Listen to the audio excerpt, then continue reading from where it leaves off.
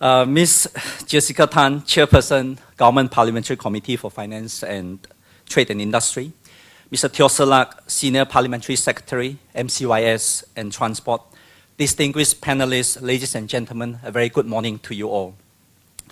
Welcome to today's roundtable discussion on debrief. Actually, there's two segments, but the first segment, debrief of 2009 budget, and we would also discuss on the, well, probably not discuss, this is actually a feedback session for the, using the term that I remember Daman used it just a few months back, expansionary 2010 budget.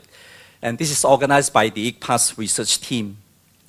Indeed, this morning I'm very pleased to have Ms. Jessica Tan, who is not only the chairman of Government Parliamentary Committee for Finance and Trade and Industry, but also she's a member of Parliament for East Coast GRC and also a private sector managing director, MD for Microsoft Singapore.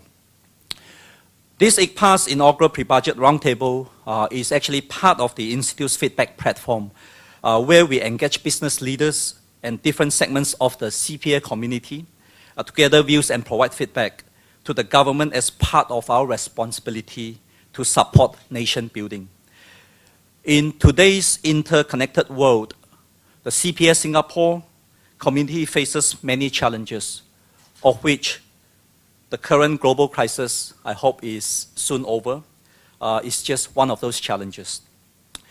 Although this global crisis is showing signs of recovery, we cannot be complacent in the light of these reports, but should, as the Prime Minister said, in the light of the, keep in mind a less vigilant scenario and continue to brave ahead. Looking back a year ago, in 2009, the Singapore economy was estimated to have contracted by 2.1%. This was in line with the MTI forecast of a contraction of 2 to 2.5% for the whole year. This is a great improvement compared to a forecast released in the early part of last year. In the second quarter of 2009, the full year GDP growth forecast was estimated to contract by -9% to -6%. But this forecast had improved in the third quarter to between -6% to -4%. Then it was still a forecast. According to MTI, in Q3 of 2009, Singapore's GDP expanded by a double-digit expansion of 14.9% on a seasonally adjusted quarter-on-quarter annualized basis following an expansion of 22% in the second quarter.